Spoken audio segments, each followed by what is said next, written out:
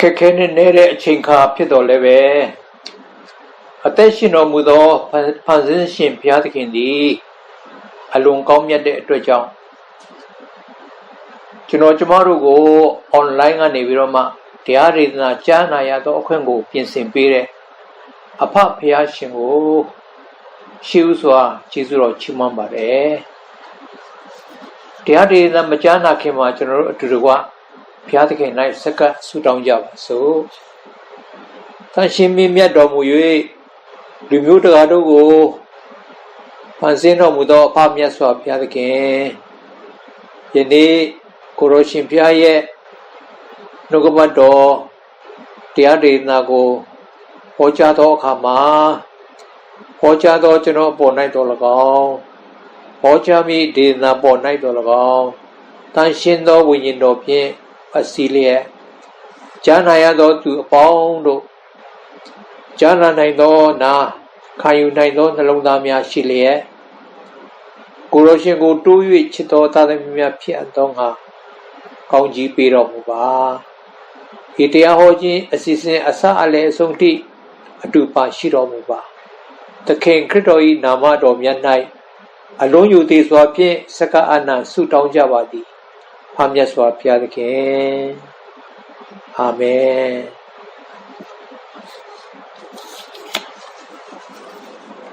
ဒီနေ့ကျွန်တော်တို့တရားဒေသနာကြားနာဖို့ရန်အတွက်ဆရာပြင်ဆင်လာတဲ့ခေါင်းစဉ်ကတော့ဖန်ဆင်းရှင်ဘုရားသခင်ဆိုတဲ့အကြောင်းပဲဖြစ်ပါတယ်ဖန်ဆင်းရှင်ဘုရားသခင်ရွေးထည့်ချေထားတဲ့ကျမ်းချက်ကတော့ယေရမိအနာဂတ်ကျမ်းအခန်းကြီး32အခန်းငယ်19ကဖြစ်ပါတယ်။အိုးအရှင်ထာဝရဘုရားကိုရောသည်မဟာတကုနှင့်လက်ယုံတော်ကိုဆန့်၍ကောင်းကင်နှင့်မြေကြီးကိုဖန်ဆင်းတော်မူပြီးကိုရောမတတ်နိုင်သောအရာတစ်စုံတစ်ခုမျှမရှိပါ။ဒါကျွန်တော်တို့ယေရမိအနာဂတ်ကျမ်းမှာတွေ့ရတဲ့အရာဖြစ်ပါတယ်။ဒီကျမ်းပိုက်အပြင်ကျမ်းပိုက်တော်များများမှာဖန်ဆင်းရှင်အကြောင်းကိုဖော်ပြထားတဲ့ကျမ်းပိုက်တွေအများကြီးကျွန်တော်တို့တွေ့ရပါတယ်ဒီနေ့ခက်ခဲနဲ့နေနေတဲ့အချိန်ခါမှာကျွန်တော်တို့မျော်လင့်စရာမရှိတဲ့အချိန်ခါမှာစိတ်တက်ကြတဲ့အချိန်ခါမှာကျွန်တော်တို့ကိုးကွယ်တဲ့ဘုရားသခင်ဟာ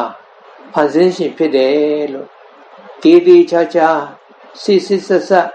ပြန်စဉ်းစားကြမယ်ဆိုရင်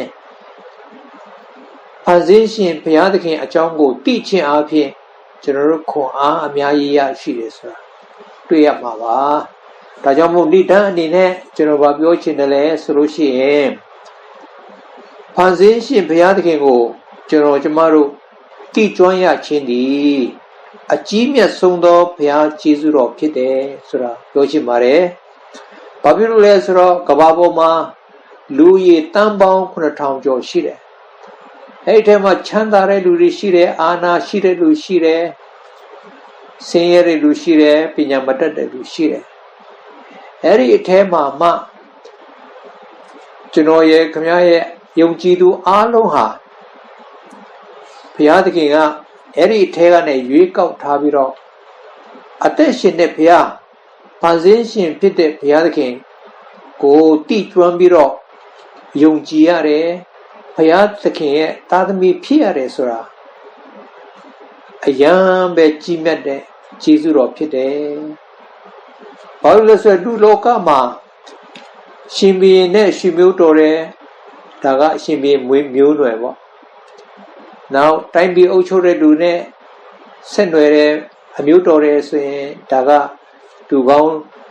ထဲမှာပါဝင်ပါတယ်။အဲလိုပဲကျွန်တော်တို့ဟာကမ္ဘာလောကကြီးတစ်ခွင်လုံးကိုရေမီတိုးတောင်တဘာဝအလုံးကိုဖန်ဆင်းတဲ့ဘုရားသခင်နဲ့အကျွမ်းဝင်ပြီးတော့အဲ့ဒီဘုရားသခင်ရဲ့သားသမီးဖြစ်တယ်ဆိုတာအယံကိုပဲခွန်အားရစရာကောင်းပါတယ်ကျွန်တော်တို့ဟာတာမန်လူမဟုတ်ဘူးတာမညလူမဟုတ်ဘူးဆိုတာဒီအကြောင်းကနေပြီးတော့မှသိစေတဲ့အတွက်ကြောင့်ကျွန်တော်တို့ဘုရားသခင်ရဲ့ကျေးဇူးတော်ကိုမချီးမွမ်းပဲမနေနိုင်ပါဘူးဒီကမ္ဘာလောကကြီးထဲမှာ လူချမ်းသာတွေအိမ်အကြီးကြီးတွေမော်တော်ကားကောင်းကောင်းတွေရွှေငွေတွေအများကြီးပိုင်ဆိုင်ထားကြတော့လေအသက်ရှင်တဲ့ဘုရားသခင်ကိုမတိကျွမ်းဘူးဆိုရင်တော့သူတို့လူလောကမှာအသက်ရှင်ရတာအကျိုးမရှိပါဘူးတေလွန်သွားတဲ့အခါမှာလည်းဘယ်ရောက်မလဲဆိုတာတေချာမသိတဲ့လူတွေဖြစ်ပါတယ်ဒါမဲ့ဘုရားသခင်ကိုတိကျွမ်းတဲ့ကျွန်တော်တို့ကတော့အာမခံချက်ရှိတယ်အတိတ်ပြစ္ဆုပန်အနာဂတ်အတွက်အားလုံးစိတ်ချရတဲ့အသက်တာရှိတယ်ဒါကြောင့်မလို့ဒီနေ့ကျွန်တော်တို့ဟာဖန်ဆင်းရှင်ဘုရားသခင်ကိုတိကျွမ်းတဲ့ဘုရားသားသမီးတွေဖြစ်တယ်ဆိုတာတကယ်စိတ်ချရတဲ့အသက်တာဖြစ်တယ်ဆိုတာပထမတစ်ချက်အနေနဲ့ပြောချင်ပါတယ်ဒုတိယတစ်ချက်အနေနဲ့ကတော့ဖန်ဆင်းရှင်ဘုရားသခင်ကိုကျွန်တော်တို့သိတဲ့အခါမှာအဲ့ဒီဖန်ဆင်းရှင်ဘုရားသခင်ဟာအိုးထိန်ရှင်ဖြစ်တယ်ကျွန်တော်တို့ဟာရှစ်မြေတွေအိုးမြေတွေဖြစ်ကြတယ်ကျွန်တော်တို့ဟာအလဟာတနဲ့လူဖြစ်လာတာမဟုတ်ဘူးနော်အခြေအမြစ်မရှိဘဲနဲ့ဖြစ်ပေါ်လာတဲ့လူသားတွေမဟုတ်ဘူးကျွန်တော်တို့ကိုဖန်ဆင်းတဲ့အိုးထိန်ရှင်ဘုရားသခင်ဟာရှစ်မြေလို့ခေါ်တဲ့အိုးမြေလို့ခေါ်တဲ့ကျွန်တော်တို့ကိုသူ့စိတ်ကြိုက်ပုံသွင်းပြီးတော့သူ့ပုံတရံတော်နဲ့အညီကျွန်တော်တို့ဖြစ်လာတာဖြစ်တယ်ဒါကြောင့်မလို့ကျွန်တော်တို့အသက်တာထဲမှာအသက်ရှင်တဲ့အခါမှာကိုလိုရဆိုင်ကိုထင်ရဆိုင်အသက်ရှင်ဖို့မဟုတ်ဘူးကျွန်တော်တို့ရဲ့အစမူလဖြစ်တဲ့ကျွန်တော်တို့ကိုဖန်ဆင်းတဲ့ဘုရားသခင်ရဲ့အလိုတော်တိုင်းအသက်ရှင်ရမယ်အဲ့လိုအသက်ရှင်တဲ့အခါဘုံတော်နာမတော်ထင်ရှားစေတဲ့လူတွေဖြစ်မယ်ဆိုတာဒါဒုတိယအချက်အနေနဲ့ဖန်ဆင်းခြင်းနဲ့ပတ်သက်ပြီးတော့ကျွန်တော်တို့သိရတာဖြစ်ပါတယ်သုံးချက်အနေနဲ့ကတော့ဖန်ဆင်းခံဖြစ်ရတာဘုရားဖန်ဆင်းတဲ့လူဖြစ်ရတာဟာဘာလို့ဖြစ်ရတာလဲကျွန်တော်တို့ကိုဘုရားသခင်အလိုတော်ရှိတယ်သူ့ရဲ့ဖန်ဆင်းခြင်းအမှုတော်မြတ်မှာပါဝင်စက္ကအစေခံရဖြစ်တယ်ဘုရားသခင်ရဲ့ဖန်ဆင်းခြင်းအမှုဟာမပြီးဆုံးသေးပါဘူးဘုရားသခင်ကဆက်လက်ဖန်ဆင်းနေတာဖြစ်ပါတယ်ဒါကြောင့်ကမ္ဘာလောကကြီးထဲမှာလူတွေကသိပ္ပံပညာအရာဘယ်အရာကိုတွေ့ပြီးဘယ်အရာကိုသိပြီးစသဖြင့်မတွေ့ရှိရသေးတဲ့အရာတွေကိုတွေ့ရှိကြတဲ့အခါမှာထူးဆန်းကြပါတယ်အံ့ဩကြပါတယ်အမှန်တကယ်တော့ဘုရားသခင်ကိုသိကျွမ်းတဲ့ကျွန်တော်တို့အနေနဲ့တော့ကမ္ဘာလောကကြီးထဲမှာဘုရားသခင်ကဖန်ဆင်းထားတဲ့အရာတွေကိုသိပ္ပံပညာရှင်တွေကတွေ့ရှိတယ်နော်တူးဖော်ပြီးတော့မှသိရှိလာတယ်ဒါပေမဲ့အဲ့ဓာတွေကဘုရားသခင်ဖန်ဆင်းထားတဲ့အရာတွေကိုသိရှိတာဖြစ်တယ်နော်ဒါကြောင့်မလို့ကျွန်တော်တို့ဟာဒီနေ့အသက်ရှင်တဲ့အခါမှာဖန်ဆင်းရှင်ဘုရားသခင်ကိုသိပြီးတော့ကမ္ဘာလောကကြီးထဲမှာလှပအောင်ဘုရားသခင်ဖန်ဆင်းတဲ့အမှုတော်ထဲမှာကျွန်တော်တို့ဒီပါဝင်စက္ကအစေခံဖို့ရန်ဖြစ်တယ်ဆိုတာကျွန်တော်တို့သိရှိရပါတယ်။ဘာလို့လဲဆိုတော့ကမ္ဘာဦးကျမ်းအခန်းကြီး2အခန်းငယ်28မှာဘုရားသခင်ကသူ့ပုံသဏ္ဍာန်နဲ့အညီလူကိုဖန်ဆင်းကြဆိုတော့လူကိုဖန်ဆင်းတယ်။အဲ့လိုဖန်ဆင်းတဲ့အခါမှာလူကိုဘာပြောတယ်လဲဆိုလို့ရှိရင်သင်တို့သည်များပြားစွာမွေးဖွားကြလော့နော်ပင်လယ်ထဲမှာရှိတဲ့ငါးတွေကောင်းကင်မှာရှိတဲ့ညက်တွေမြေပေါ်မှာရှိတဲ့တိရစ္ဆာန်တွေကိုအုပ်စိုးကြပါလို့သူမိန့်တော်မူပါတယ်ဒါကြောင့်မလို့လူတွေကိုမွေးဖွားခြင်းဖန်ဆင်းခြင်းအမှုတော်မြတ်မှာတော့၎င်းကမ္ဘာလောကကြီးကိုကြည့်ရှုထိန်းသိမ်းတဲ့အမှုတော်မှာတော့၎င်းကျွန်တော်တို့ဟာပါဝင်ရမယ်ဆိုတာဟောပြထားပါတယ်ဒါကြောင့်မို့ဒီနေ့ဖန်ဆင်းရှင်ဘုရားသခင်နဲ့ပတ်သက်ပြီးတော့ကျွန်တော်တို့ဝိညာဉ်ခွန်အားယူစရာတွေဘာတွေရှိတယ်လဲကျွန်တော်တို့ဆက်လက်ပြီးတော့မှလေ့လာကြည့်ရအောင်နံပါတ်1အချက်အနေနဲ့ဆရာဘာဖော်ပြချင်တယ်လဲဆိုလို့ရှိရင်ဘုရားသခင်ဟာအရာအလုံးရဲ့အစမူလအမြင့်ဖြစ်တော်မူတယ်ဆိုတာဖော်ပြလိုပါတယ်ဘာလို့လဲဆိုလို့ရှိရင်ငါသည် အစဖြစ်အဆုံးလည်းဖြစ်ငါသည်အာလဖဖြစ်ဩမေဂလည်းဖြစ်နော်လို့တိတိကျကျကိုပေါ်ပြထားတယ်ကျွန်တော်တို့ကိုးကွယ်တဲ့ဘုရားသခင်ဟာအရာအလုံးရဲ့အစမူလအမြင့်နောက်တစ်ခါအဆုံးကဘာစကြဝဠာကြီးရဲ့အဆုံးမှာဘုရားသခင်ရှိဒါကြောင့်မလို့ကျွန်တော်တို့ဒီဘေကနဲ့စပြီးတော့ဖြစ်လာတာလေ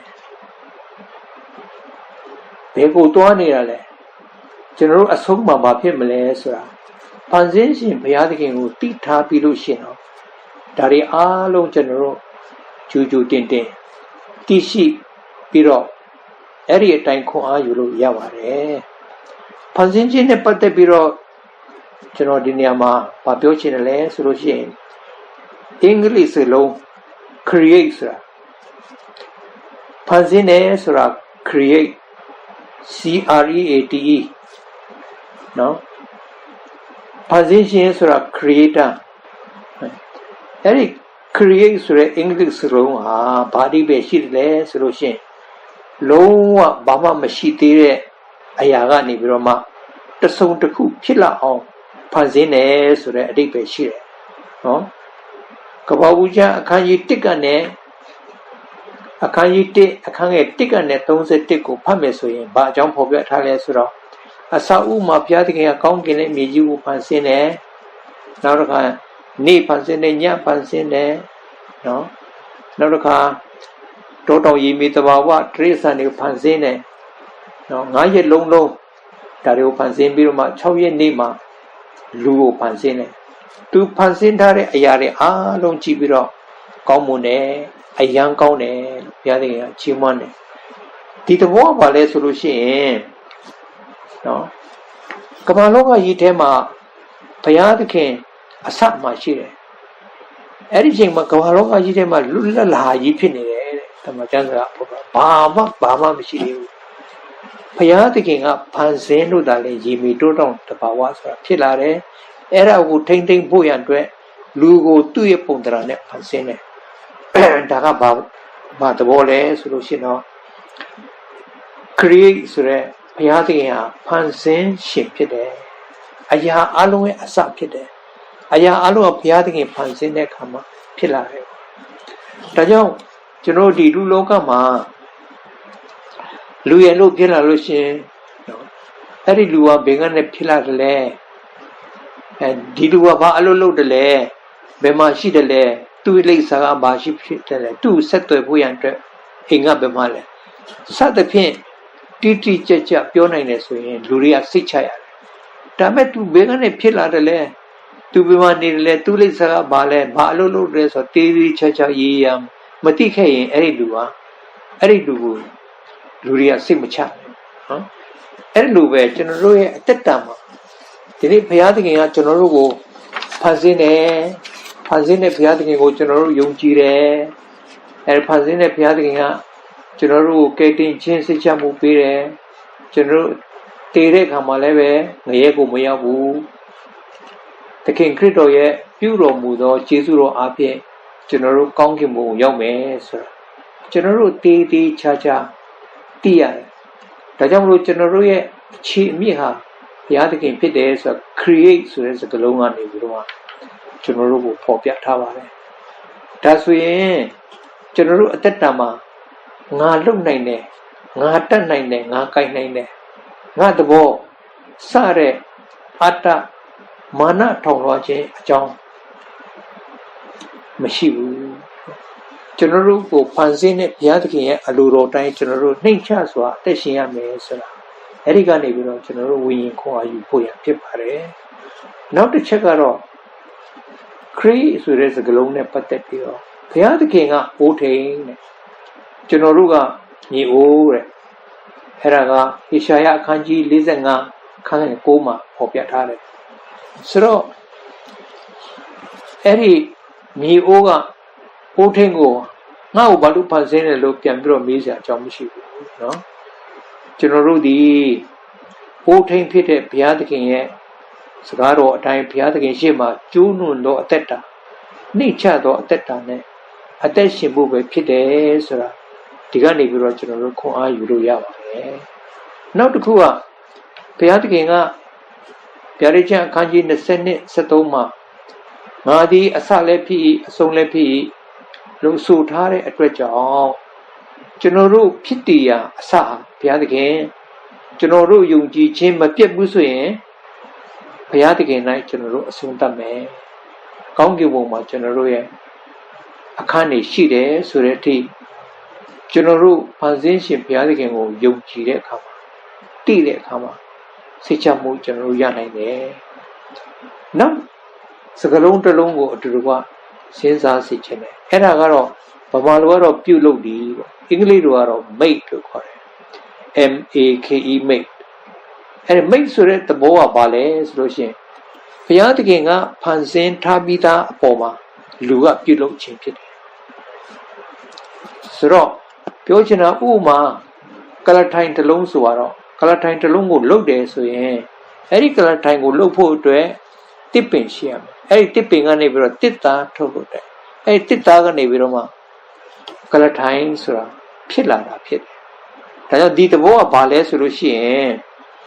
ဘုရားသခင်ဖန်ဆင်းထားပြီးသားတစ်ပင်ကနေပြီးတော့မှကျွန်တော်တို့ကကလထိုင်လှုပ်နိုင်တယ်ပြောချင်တဲ့သဘောကတော့ဘာလဲဆိုလို့ရှိရင်ယောမအခန်းကြီး1အခန်းငယ်20မှာဖန်ဆင်းတတ်သောဘုရားဖန်ဆင်းအပ်သောအရာလို့ဆိုထားတယ်အဲဆိုတော့ကျွန်တော်တို့ကဘုရားသခင်ဖန်ဆင်းထားပြီးသားအပေါ်မှာပဲကျွန်တော်တို့ကပြုလုပ်တာဖြစ်တယ်နော်အဲဆိုတော့လူကိုဖန်ဆင်းပြီးတဲ့အခါမှာကျွန်တော်တို့လူယောက်ျားနဲ့လူမိန်းမအိမ်ထောင်ပြုပြီးတော့လူကလေးတွေမွေးဖွားတယ်ဒီသဘောပေါ့ဘုရားသခင်ဖန်ဆင်းထားပြီးသားအပေါ်မှာကျွန်တော်တို့ကပြုလုပ်တယ်ဘုရားသခင်ဖန်ဆင်းထားပြီးသားတောတောင်တဘာဝကနေပြီးတော့ကျွန်တော်တို့အရာအလုံးကိုပြုလုပ်စီမံခန့်ခွဲတယ်ဆိုတဲ့သဘောဒါကြောင့်မလို့ကျွန်တော်တို့ရဲ့အသက်တာမှာဖန်ဆင်းအပ်သောအရာနဲ့ဖန်ဆင်းတတ်သောဘုရားဆိုတာကျွန်တော်တို့ခွဲခွဲခြားခြားသိရင်ကျွန်တော်တို့အမြဲတမ်းမာနမတက်နိုင်ဘူးကျွန်တော်တို့အမြဲတမ်းကျူးလွန်ပြီးတော့ရိုးရိုးသားသားနဲ့ကျွန်တော်တို့အသက်ရှင်မှာဖြစ်ပါတယ်ဥပမာကျွန်တော်တို့ဖန်ဆင်းတတ်သောဘုရားနဲ့ဖန်ဆင်းအပ်သောလောကအရာဆိုတာကိုကျွန်တော်တို့ခွဲခြားတတ်မယ်ဆိုရင်ငွေအမြောက်အများပေးနိုင်တဲ့ဘုရားသခင်ထက်မတည်မြဲတဲ့ငွေကိုအဓိကမထားတော့ဘူးနော်ကျွန်တော်တို့ငွေနဲ့ဘုရားကိုဘယ်ဟာယူမလဲလို့ပြောမယ်ဆိုတော့ကျွန်တော်တို့ဘုရားကိုပဲယူမယ်ငွေဆိုတာကဖန်ဆင်းထားတဲ့အရာတစ်ချိန်မှာကုန်နိုင်တယ်ပျက်စီးနိုင်တယ်နော်ဒီဘက်မှာဘုရားသခင်ကတော့ဘုရားသခင်ကိုပိုင်ဆိုင်ရယူထားလို့ရှိရင်အဲ့ဒီဘုရားကလိုတဲ့အချိန်ခါမှာကျွန်တော်တို့ကိုငွေကိုအချိန်မရွေးပေးနိုင်တယ်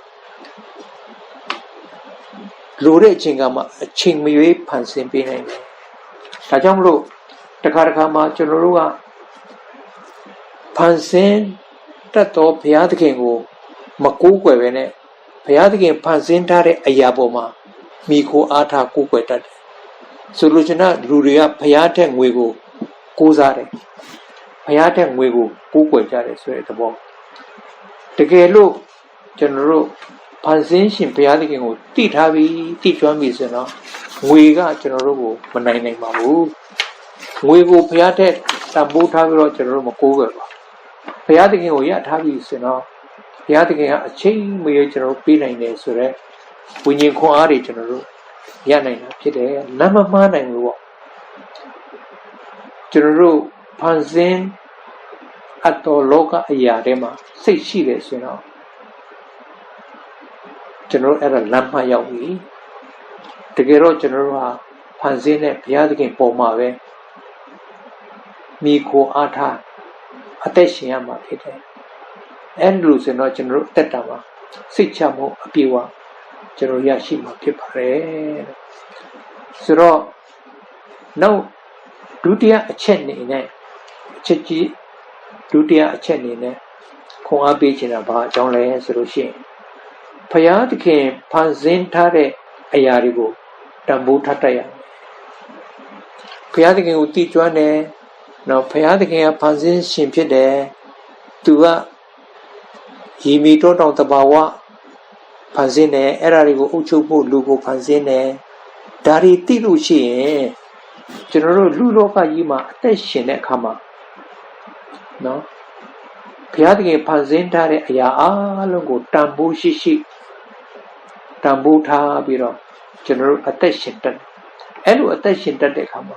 လူလောကမှာအကျိုးအများကြီးရှိနေတာဖြစ်ပါတယ်တကယ်စဉ်းစားမယ်ဆိုရင်တော့ဒီတောတောင်ရေမြေတဘာဝကိုဘယ်သူဖန်ဆင်းတယ်လဲဆိုတာမတိကျတဲ့အတွက်ကြောင့်ကိုယ့်ရဲ့အာတနဲ့ရှင်ပြီးတော့ကိုယ့်အာတအကျိုးနဲ့ဒီတောတောင်တဘာဝတွေကိုတုံးတဲ့အခါမှာကမ္ဘာလောကကြီးဟာတဖြည်းဖြည်းပျက်စီးလာတာဖြစ်တယ်။ဥပမာဆိုလို့ရှိရင်ကျွန်တော်မြန်မာပြည်မှာဆိုလို့ရှိရင်တော့ကျွန်းတစ်တွေအများကြီးရှိတယ်။ဒါပေမဲ့အဲ့ဒီကျွန်းတစ်တွေကိုငွေရှိတဲ့လူတွေကမိမိကိုယ်ကျိုးအတွက်အကုန်လုံးခုတ်ဖြတ်ရောင်းစားလုပ်တဲ့အခါမှာတိုင်းပြည်နာ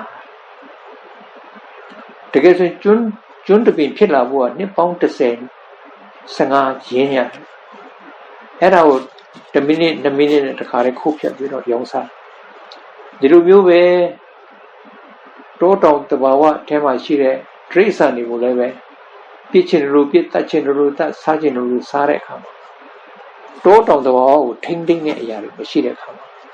တဘာဝရေမီတဘာဝမမှန်မကန်ဖြစ်လာတယ်ဒီနေ့ကမ္ဘာလောကကြီးထဲမှာအမတမပူလို့နဲ့အမတမအေးလို့နဲ့ဆိုတာဖြစ်လာ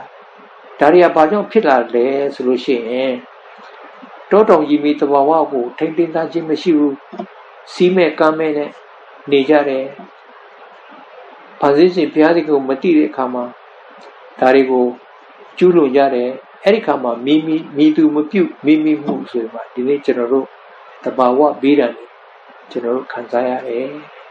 ဒါကြောင့်မလို့နိုင်ငံကြီးတွေသိပ္ပံပညာထွန်းကားတဲ့နိုင်ငံတွေမှာဆိုရင်တစ်ပင်တွေတောတောင်တွေအလားတူမှသူတို့ကဟာလေမဖြတ်ဘူးမခုတ်ထဲဘူးနော်ထိမ့်သိမ့်ထားတယ်တစ်တော်ကျိုးဝိုင်းဆိုတော့တခါတည်းဒီကျိုးဝိုင်းမနဲ့မှာဘယ်သူမှအပင်မခုတ်ရဆိုတော့ထိမ့်သိမ့်ထားတယ်အပင်တစ်ပင်ခုတ်မယ်ဆိုတော့အပင်တစ်ပင်စိုက်ရတယ်အဲ့လိုမျိုးသူစီကံရှိနေထိမ့်တာနောက်တစ်ခါရေမီတောတောင်တော်အထက်မှာရှိတဲ့တိရစ္ဆာန်တွေဘုံမှာဆိုလို့ရှိရင်လိုင်စင်ယူရတယ်ငါဖမ်းမယ်ဆိုရင်ငါလိုင်စင်ယူရတယ်အမဲပြည့်မယ်ဆိုရင်အမဲလိုင်စင်ယူရတယ်တဘောကဘာလို့ဆိုတော့ဘုရားခင်ဖန်ဆင်းထားတဲ့တောတောင်ရေမီတဘာဝတိရစ္ဆာန်တွေလူတွေကတန်ဖိုးထားတယ်ထိမ့်သိမ့်တဲ့အခါမှာသူတို့ရာသီဥတုစိမ့်လန်းပြီးတော့မှရာသီဥတုမှန်တယ်ဒါပေမဲ့ကျွန်တော်တို့ဆင်းရဲတဲ့နိုင်ငံတွေမှာစီကံမရှိအရင်ရှင်တွေကတခါတည်းခုချင်းတို့ခုတ်လို့ကျွန်တော်တို့လုပ်တဲ့အခါမှာရာသီဥတုဖောက်ပြန်မှုတွေကျွန်တော်တို့တွေ့ကြုံရတယ်ဒါဟာဖန်ဆင်းခြင်းနဲ့ပတ်သက်တာဖြစ်တယ်ဖန်ဆင်းရှင်ဘုရားသခင်ကိုကျွန်တော်တို့မတိကျွမ်းခြင်းဖြစ်တယ်ဖန်ဆင်းရှင်ဘုရားသခင်ကိုမတိတဲ့အခါသူဖန်ဆင်းထားတဲ့အရာတွေကိုတန်ဖိုးမထားတတ်တာဖြစ်တယ်ဒါကြောင့်မလို့ဆရာကြီးတစ်ပါးပြောလို့တယ်ပန်းပွင့်လေးတစ်ပွင့်ကိုခူးယူမယ်ဆိုရင်တော့ပန်းပွင့်ရဲ့အရှင်ကစိတ်ဆိုးမလားဆိုတော့ဘယ်လိုနေမလဲသူစိတ်ထဲမှာဆိုတော့စဉ်းစားလိုက်လို့ရှိရင်တဲ့အဲ့ဒီပန်းပွင့်လေးကိုမခူးရဲတော့ဘူးတဲ့ပြောချင်တာကတော့ဘာလဲတန်ဖိုးထက်တဲ့ချင်းပေါ့အဲ့ဒါနဲ့ဆက်ပြီးတော့ဒီနေ့ကမ္ဘာလောကကြီးထဲမှာလူတွေကိုတန်ဖိုးထက်တဲ့ရလူတိုင်းကဘုရားသခင်ဖန်ဆင်းထားတဲ့ဘုရားသခင်သားသမီးတွေဖြစ်တယ်ဆိုတာကျွန်တော်သိထားရမယ်ဒါပေမဲ့အခုကျွန်တော်တို့တွေ့ရတာပါလဲအိမ်မှာအိမ်ဖော်တွေမတရားနေကိုကျင်ခံရတယ်နော်တခါလဲလူတွေအိုးမဲ့အိမ်မဲ့ဖြစ်အောင်လူတွေကိုညှဉ်းပန်းနှိပ်စက်ကြတယ်ကျွန်တော်တို့တွေ့ရတယ်နောက်အခုခေတ်စားရပါလဲလူတွေကိုလူကုန်ကူးတယ်လူကုန်ကူးတာတွေမကဘူးလူအစိတ်ပိုင်းတွေပေါ့ လူနှလုံးနဲ့မျက်လုံးနဲ့ဘာတွေညာတွေလူကိုတတ်ပြီးတော့မှအဲ့ဒါတွေခိုးရောက်နေဒါတွေနောက်တစ်ခါအရွယ်မရောက်သေးတဲ့ကလေးတွေကိုမတိန်ကျင့်နေမတိန်မှုတွေကျွန်တော်တွေ့ရတယ်နောက်တစ်ခါလူတွေကိုအဆုလိုက်အပြုံလိုက်တတ်တယ်နော်နောက်တစ်ခါတချို့တွေကျူးဆွဲချသေးတယ်အဲ့ဒီကျူးဆွဲချသေးတာဟာအပြစ်မကင်းဘူးတော့ဒါလူအသက်ကိုတတ်ခြင်းဖြစ်တယ်ကိုယ့်နဲ့ကိုယ်ကျူးဆွဲချပြီပဲကိုမပိုင်ဘူးဘုရားသခင်ပိုင်တာဖြစ်တယ်ကျူးဆွဲချခြင်းကလည်းပဲဒါကအပြစ်ပဲဖြစ်ပါတယ်အဲ့လိုမျိုးပဲဒီနေ့သူရှင်မင်းသားတွေတချို့နာမည်ကြီးတဲ့လူတွေသူတို့ကိုယ်ခန္ဓာမှာတက်တိုးတွေတခါလေးပြည့်နေအောင်ထိုးနေရဒါလည်းပဲဘုရားမသိတာလူဘုရားသခင်ဖန်ဆင်းထားတဲ့လူရဲ့အရေးခေါ်ဒါဘုရားပိုင်တာဖြစ်တယ်ဒါကိုကျွန်တော်တို့ကတက်တိုးတွေထိုးတာဒါတွေကဘုရားမကြိုက်တဲ့အရာတွေဖြစ်တယ်နောက်တစ်ခါလူဟာတန်ရှင်းသောဝိညာဉ်တော်ကျင့်ဝတ်တဲ့နေရာဖြစ်တယ်ဘုရားသခင်ရဲ့ဗိမာန်တော်လူမျိုးဖြစ်တယ်ဆိုထားတဲ့ကျမ်းစာကဒါပေမဲ့ကျွန်တော်တို့စေရီတောက်တယ်မူရစေဝါသုံးဆွဲတယ်ကျွန်တော်တို့ကိုယ်ခန္ဓာကိုဖျက်ဆီးတယ်ဒါတွေဟာဘုရားသခင်မကြိုက်တဲ့အရာတွေဖြစ်တယ်ဒါကြောင့်မလို့ဒါတွေပြုလုပ်ခြင်းဟာဘုရားသခင်ဖန်ဆင်းထားတဲ့လူတံဘိုးကိုမလေးစားတာကြတယ်နော်လူတံဘိုးကိုမတိတာဖြစ်တယ်ဆိုတာကျွန်တော်တွေ့ရပါတယ်ဒါကြောင့်မလို့ဒုတိယအချက်အနေနဲ့ဆိုတော့ဖန်ဆင်းရှင်ဘုရားသခင်ကိုတိကျွမ်းတဲ့ယုံကြည်သူကျွန်တော်တို့ဟာဘုရားသခင်ဖန်ဆင်းထားတဲ့တောတောင်ကြီးမီတဘာဝနဲ့နော်လူဆိုတာကိုကျွန်တော်တို့အလေးထားရမယ်ဆိုတာဒုတိယအချက်အနေနဲ့ကျွန်တော်ခွန်အားပေးခြင်းပါတယ်နောက်ဆုံးအချက်နဲ့တတိယအချက်ပေါ့နောက်ဆုံးဏိဂုံးအနေနဲ့ဆိုရင်ကျွန်တော်ဗာပြောချင်လဲဆိုတော့ဒါဆိုရင်အဘိဓကြောင့်လူကိုဖန်ဆင်းပြီးတော့ဖန်ဆင်းခြင်းရဲ့အထွတ်ထိပ်မှာထားရတယ်လေဘုရားသခင်ကလူကိုဖန်ဆင်းပြီးတော့ကောင်းကင်တမန်တဲ့အနည်းငယ်သာနှိမ့်ထားတယ်လို့ကျွန်တော်စာရန်ကျမ်းမှာကျွန်တော်တွေ့ရတယ်ကဲဘာလို့ဘုရားသခင်ကလူကိုဒီလောက်တောင်တပ်ပိုးထားတယ်လဲလူကိုဖန်ဆင်းခြင်းရဲ့အထွတ်ထိပ်မှာဘာလို့ထားလဲဘုရားသခင်က9ရက်ဖန်ဆင်းပြီးတဲ့အခါမှာလူကိုဖန်ဆင်းတယ်9ရက်ဖန်ဆင်းတော့ကောင်း it is good ကောင်းတယ်လို့ဆိုရယ်လူကိုဖန်ဆင်းပြီးတဲ့အခါမှာ it is very very good အယံကောင်းတယ်ပေါ့နော်လူကိုအထွတ်ထိပ်မှာဘာလို့ထားရလဲကျွန်တော်အနေနဲ့ပေါ်ပြမယ်ဆိုလို့ရှိရင်ဘုရားသားသမီးတွေရဲ့အသက်တာကမ္ဘာလောကကြီးထဲမှာလူတွေအများကြီးရှိတယ်အဲ့ဒါဘုရားသခင်ကသူ့ယုံကြည်သူသားသမီးများကိုရွေးကောက်ထားတယ်ဘာလို့လဲကျွန်တော်တို့ရွေးကောက်ထားတဲ့ကျွန်တော်တို့ဘုရားသားသမီးတွေကိုလောကသားတွေကကြည်ပြီးတော့ကျွန်တော်တို့ကိုဖန်ဆင်းတဲ့ဘုရားသခင်ကိုတိကျွမ်းလာဖို့ဆိုတဲ့ရည်ရွယ်ချက်ဘုရားသခင်မှာရှိပါတယ်ဒါနဲ့ပတ်သက်ပြီးတော့ဒုတိယကမ္ဘာစစ်တုန်းကအင်မတန်မှနာမည်ကြီးခဲ့တဲ့ Florence Nightingale ဆိုတဲ့သူနာပြုဆရာမလေးအကြောင်းကျွန်တော်တို့အကုန်လုံးသိကြပါတယ်ဒီသူနာပြုဆရာမလေးဟာဒုတိယကမ္ဘာစစ်ဖြစ်တဲ့အချိန်ကမှစစ်တိုက်နေတဲ့ရဲဘော်တွေတနတ်ထိမှန်ပြီးတော့တခါတည်းတေခါနီးယောဂဝေဒနာခံစားနေရတယ်အဲ့ဒီလူတွေကြားထဲမှာသူကမိခွက်လေးကင်ပြီးတော့သူ့ရဲ့အသက်ကိုဗရာဏမထားဘူးပေါ့အဲ့ဒီလူတွေသွားပြီးတော့ပြုစုတယ်စေကုတယ်အဲ့ဒီလူတွေကိုလုံခြုံတဲ့နေရာမှာခေါ်သွားတယ်အဲ့တခါတော့ဒဏ်ရာရနေတဲ့စစ်သားကိုသွားကူညီတဲ့အခါအဲ့ဒီစစ်သားက Florence Nightingale ကိုပြောလဲဆို You are my Christ တင်ဟာကျွန်တော်ရဲ့ခရစ်တော်ပဲNightingale အဲ့ဒီရဲဘော်လေးကပြောတယ်ဆိုတော့ပြောချင်တာပါလဲဆိုရင်ဘုရားသခင်ဖန်ဆင်းထားတဲ့ကျွန်တော်တို့ဟာလူလောကမှာလူတွေကိုတန်ဖိုးထားပြီးတော့တောတော်ရည်မီသဘာဝကိုတန်ဖိုးထားပြီးတော့ပြုစုပြောထောင်တဲ့လူဖြစ်လို့ရှိရင်ကမ္ဘာလောကကြီးကကျွန်တော်တို့ကို Jesus ပဲ Christ ပဲကျွန်တော်တို့ကိုပြောမယ်အဲ့ဒီခါမှာကျွန်တော်တို့ရဲ့အသက်တာအဖြစ်ကောင်းကင်ဘုံမှာရှိတော်မူတဲ့ဘုရားသခင်ရဲ့ဘုန်းတော်ထင်ရှားလာမှာဖြစ်တယ်ဆို ဒါဘုရားသခင်ရဲ့လူကိုအထွတ်ထိပ်မှာထားရခြင်းအတိတ်ပဲပေါ့နော်နောက်တစ်ခုကဘုရားသခင်ဟာလူအစလူအရင်းမြစ်ဖြစ်တယ်လို့လူအဆုံးလည်းဖြစ်တယ်ဆိုတာဘုရားသခင်သာလူအဆုံးဟာဘုရားသခင်သာဖြစ်တယ်ဆိုတာကျွန်တော်တို့အသက်ရှင်စဉ်မှာကျွန်တော်တို့အသက်တာမှာပေါ်ပြရမယ်ဒီနေ့လူတော်တော်များများဟာလူကိုဘယ်သူကဖန်ဆင်းတယ်လဲဆိုတာမသိကြဘူးနော်လူတော်တော်များများလက်ခံတာကevolution သူကလည်းသူအလိုလျောက်ဖြစ်လာတယ်လူဟာဒီလိုမျိုးခံယူကြတယ်များကြတယ်ဒီပုံမှာကျွန်တော်အနည်းငယ်ပြောချင်တာကတော့ evolution ဆိုလို့ရှိရင်လူဟာအလိုလိုဖြစ်လာတယ်ဆိုလို့ရှိရင်သူကဘယ်သူနဲ့မှမဆိုင်တော့ဘူးနော်သူကနဲ့သူလွတ်လွတ်လပ်လပ်ဖြစ်လာတဲ့အတွက်ကြောင့်သူ့အသက်တာမှာဖျားမလို့တော့ဆိုတဲ့သဘောပေါက်သွားတယ်ဒါကြောင့်သူ့နဲ့သူထင်ရဆိုင်သူလွတ်ချင်တာလို့သူနေလို့ရဒါကြောင့်ဖျားမဲ့ဝါရဆိုတာဒါတွေကဖြစ်ပေါ်လာရခြင်းဖြစ်ဒါပေမဲ့လူကိုဘုရားသခင်ဖန်ဆင်းတယ်ဆိုတာကျွန်တော်တို့ဘယ်မှာသိရလဲတမန်ကျမ်းစာထဲမှာအတိအကျပေါ်ပြထားတယ်ဒါကြောင့်မို့ကျွန်တော်တို့လူယုံကြည်သူတွေအနေနဲ့ကျွန်တော်တို့ဘယ်ကနေဆက်လာတယ်လဲဆိုတာကျွန်တော်တမန်ကျမ်းစာဖတ်တဲ့ကဘုရားသခင်ကဖန်ဆင်းလို့လူဖြစ်ရတယ်ဆိုတာကျွန်တော်တို့သိရှိရတယ်အဲ့လိုသိရှိရတဲ့အခါမှာကျွန်တော်တို့ဘယ်လိုခွန်အားယူမလဲကျွန်တော်တို့ဟာဘုရားသခင်အမျိုးနွယ်ကျွန်တော်တို့ဟာဘုရားသားသမီးကဲဒါဆိုရင်ဘုရားသားသမီးဟာနော်လူလောကမှာရှင်ဘုရင်ရဲ့သားသမီးတွေဟာနေချင်တယ်လို့တွားချင်တယ်လို့နေလို့မရဘူးသွားလို့မရဘူးသူတို့အဆောင်ချက်နဲ့သူတို့ရဲ့စီကံနဲ့နေရတယ်အဲ့လိုမျိုးပဲကျွန်တော်တို့လည်းဘုရားသခင်ရဲ့သားသမီးလို့ပြောလာတဲ့အခါမှာကမ္ဘာလောကကြီးကိုချုပ်ကန်ဖန်တီးပြီးတော့မှဟိုဆိုးနေတဲ့ဘုရားသခင်ရဲ့အလိုတော်တိုင်းကျွန်တော်တို့ဟာလူတွေလေးစားလောက်တဲ့အသက်တာနဲ့ကျွန်တော်တို့အသက်ရှင်ရမယ်ဆိုတာ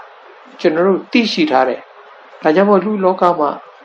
ခရိယန်တယောက်ယုံကြည်သူတယောက်ဖြစ်လာပြီဆိုရင်သူ့ရဲ့အသက်တာမှာဇီမီတောတောင်တဘာဝကိုထိမ့်သိမ့်ပြုစုတဲ့လူဘုရားသခင်မကြိုက်တဲ့မကောင်းတဲ့ຢာတွေကိုမလုပ်တဲ့လူကမ္ဘာလောကကြီးလူအတိုင်းဝိုင်းထဲမှာလူတွေကိုအစေခံတဲ့လူတွေကိုမေတ္တာဝေငှတဲ့လူအနေနဲ့ကျွန်တော်အသက်ရှင်မယ်ဆိုရင်ဘယ်လောက်ကောင်းလိုက်မလဲယခုအချိန်ကမှကျွန်တော်တို့ COVID-19 ရောဂါဝေဒနာကျွန်တော်တို့ခံစားနေရတဲ့ကမ္ဘာလို့အဲ့လိုခံစားနေတဲ့အချိန်ကမှနော်ယုံကြည်သူခရိယန်ဆရာဝန်တွေဆရာမတွေအလကားမနေဘူးနော်ယောဂဖြစ်တဲ့လူတွေကိုမိမိယောဂဖြစ်မှဆိုလို့မကုတော့ဘူးဆိုတော့မနေဘူးသူတို့ကုတယ်တချို့ဆိုလို့ချင်းဒီအနာယောဂဆွဲကပ်ပြီးတော့တည်ဆုံးတဲ့လူတွေရှိတယ်နော်ပြောချင်တာပါလဲဆိုရင်ကမ္ဘာလောကကြီးထဲမှာလူတွေဒုက္ခရောက်နေတဲ့အချိန်ကမှ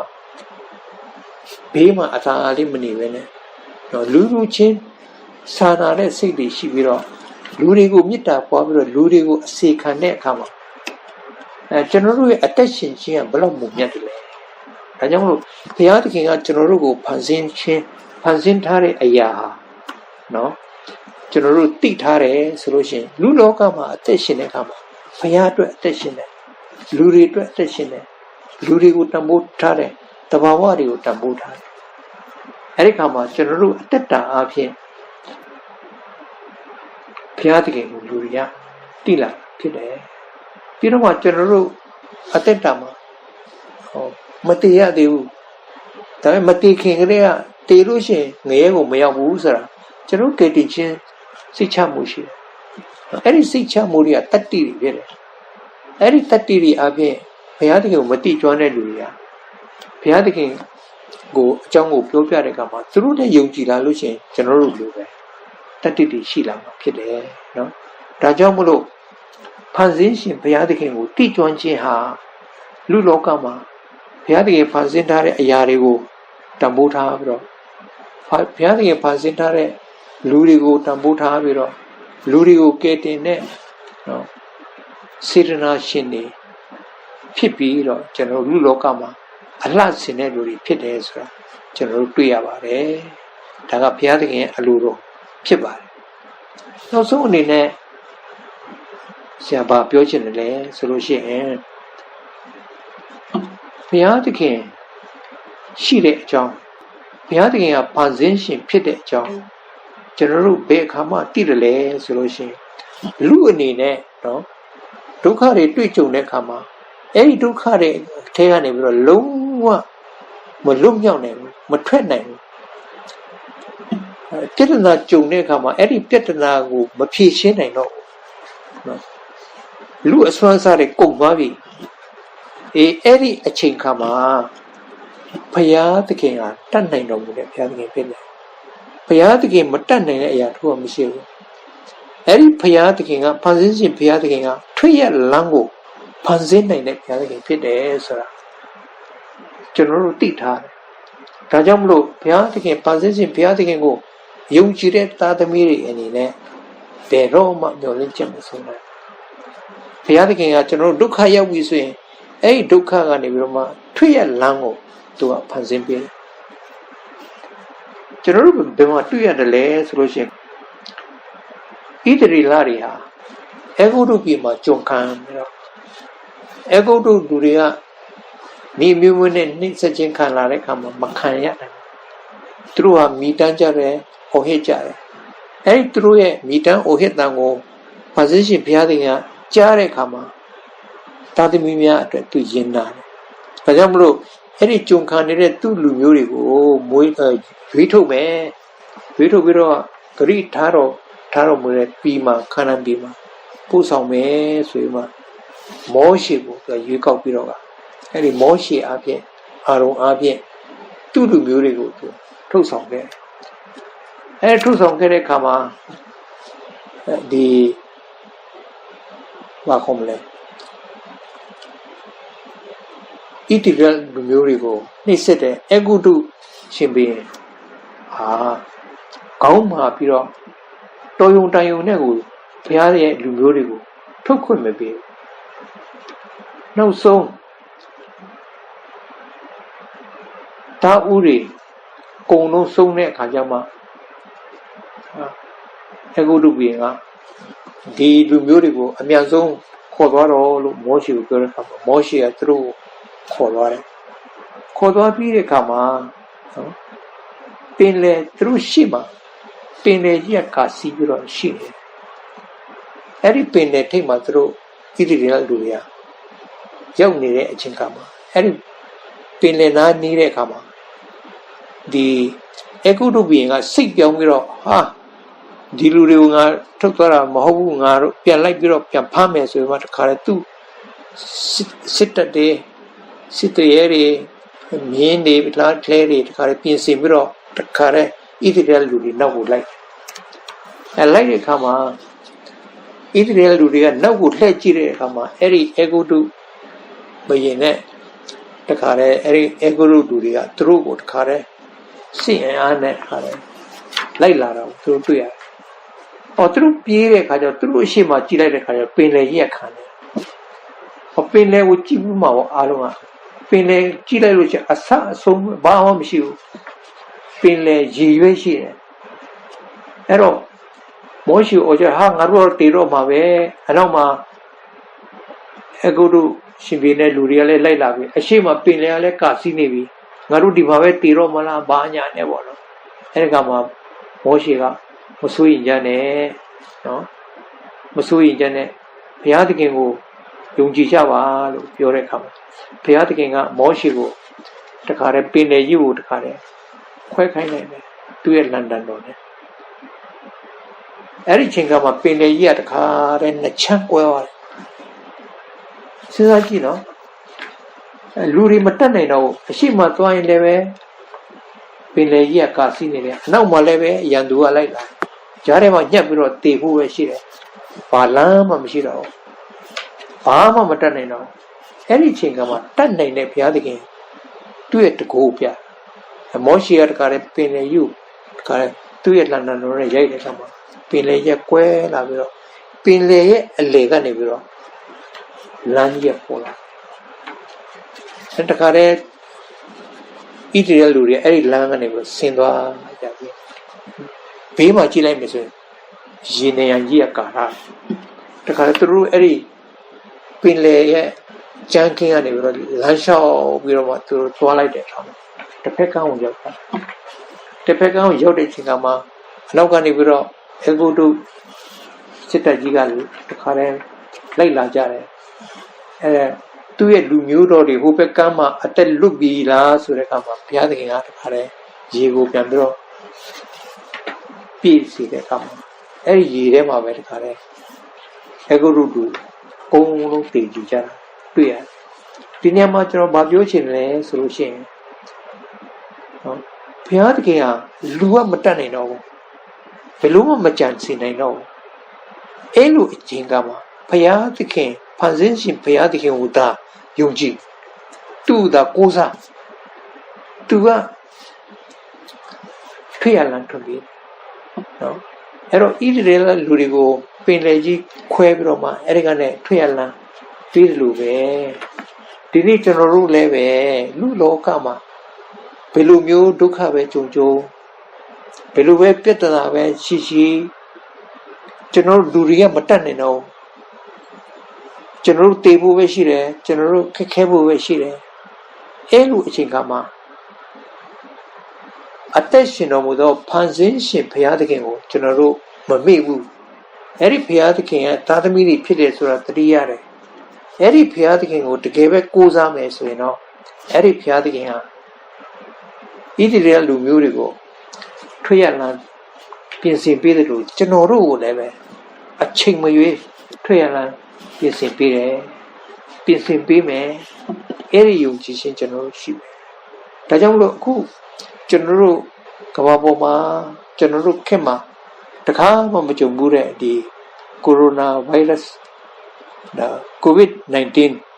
အနာရောဂါကပ်ဆိုးကြီးတွေ့ကြုံလာတဲ့အခါမှာကျွန်တော်တို့မကြံစီတက်လောက်အောင်ဖြစ်တယ်ဒါပေမဲ့ကျွန်တော်တို့ယုံကြည်သူတွေကတော့ငါတို့ဟာအသွေးတော်နဲ့ရွေးယူထားတဲ့သားသမီးတွေဖြစ်တယ်နော်ကျွန်တော်တို့ကိုဘုရားသခင်ကထွက်ရလာပေးမယ်ကျွန်တော်တို့အခန်းထဲမှာခိတ္တကန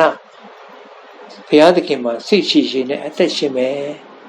မကြာခင်မှာဘုရားသခင်ကကျွန်တော်တို့ကိုအင်မတန်ကောင်းမွန်တဲ့ထွက်ရလာခြင်းကိုပေးမယ်ဆိုညှော်လင့်ချက်နဲ့ကျွန်တော်အသက်ရှင်တာဖြစ်တယ်ဒါကြောင့်မလို့အဲ့ဒီမျှော်လင့်ချက်ရှိတဲ့အခါမှာဒီဒုက္ခတွေကိုကျွန်တော်တို့ကကြော်လွှားနိုင်တယ်ဒုက္ခထဲမှာကျွန်တော်တို့မနစ်မဘူးနော်အသက်ရှင်တဲ့ဖန်ဆင်းရှင်ဘုရားသခင်ကိုယုံကြည်တဲ့အတွက်ကြောင့်ဖြစ်တယ်ဒါကြောင့်မလို့ကျွန်တော်ဒီနေ့အတင်းသူအတင်းသားကဘာပေါ်မှာရှိတဲ့ယုံကြည်သူဒီတရားဒေသနာကိုကြားနာတဲ့လူတွေကိုကျွန်တော်ခွန်အားပေးချင်တာကတော့ကျွန်တော်ရွေးချယ်ထားတဲ့ကျမ်းစာယေရမိအနာဂတ်ကျမ်းအခန်းကြီး30နဲ့19မှာအိုးအရှင်ထာဝရဘုရားကိုတော်သည်မဟာတကုနှင့်လက်ယုံတော်ကိုဆန့်၍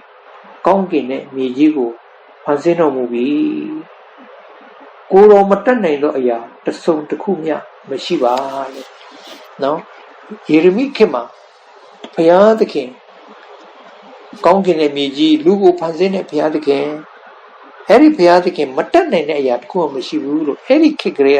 ကယုံကြည်ခဲ့တာဖြစ်တယ်ဒါကြောင့်လို့ကျွန်တော်ယနေ့ယေရမိလိုပဲကျွန်တော်တို့ယုံကြည်တယ်ဆိုရင်ဘုရားသခင်ကကျွန်တော်တို့ကိုထွက်ရလာဖန်ဆင်းပေးပြီးတော့အဲ့ဒီထွက်ရလာအရင်ဘဝအထက်တာ၍ကောင်းတဲ့ထွက်ရလာဖြစ်မယ်ဆိုတော့ယုံကြည်ရပါတယ်ဒါကြောင့်မလို့တင်းသူတင်းသားများအားလုံးဖန်ဆင်းရှင်ဘုရားသခင်ကိုယုံကြည်ခြင်းမဖြစ်ပါနဲ့ဖန်ဆင်းရှင်ဘုရားသခင်ရဲ့တကူတော်ကိုအောက်မေ့ပါဖန်ဆင်းရှင်ဘုရားသခင်ရဲ့အလိုတော်ကိုဆင်ခြင်ပါဖန်ဆင်းရှင်ဘုရားသခင်ရဲ့အလိုတော်တိုင်းကျွန်တော်အသက်ရှင်နေဆိုရင်ကျွန်တော်တို့အသက်တာအဖြစ်ဘုန်းတော်ထင်ရှားမယ်ဆိုတာကိုပြောကြရင်းနဲ့တရားဒေသဟောကြားခြင်းကိုညီကုန်းချုပ်ပါတယ်ကြားရသောသူအပေါင်းတို့ဘုန်းကြီးခွန်အားအသစ်ရရှိကြပါစေသခင်ခရစ်တော်၏ကျေးဇူးကရုဏာတော်အဖဘုရားသခင်၏နက်နဲသောမေတ္တာတော်တန်ရှင်းသောဝင်တော်ဘုရား၏မိတ္တာအရာဖွဲ့ခြင်းငြိမ်သက်ခြင်းကြံ့မာခြင်းတိုးတက်ခြင်းအောင်မြင်ခြင်းစုကျေးဇူးအပေါင်းတို့သည်ဒီနေ့တရားဒေသနာကိုကြားနာကြသောသူအပေါင်းပေါ်၌တော်၎င်းကမ္ဘာပေါ်မှာရှိကြသောဘ ဖန်ဆင်းခြင်းဘုရားသခင်ရဲ့သားသမီးအပေါင်းတို့ပေါ်မှာတော်၎င်းယခုမှစ၍ကာလအစဉ်တည်ရှိတည်နေပါစေသောအာမင်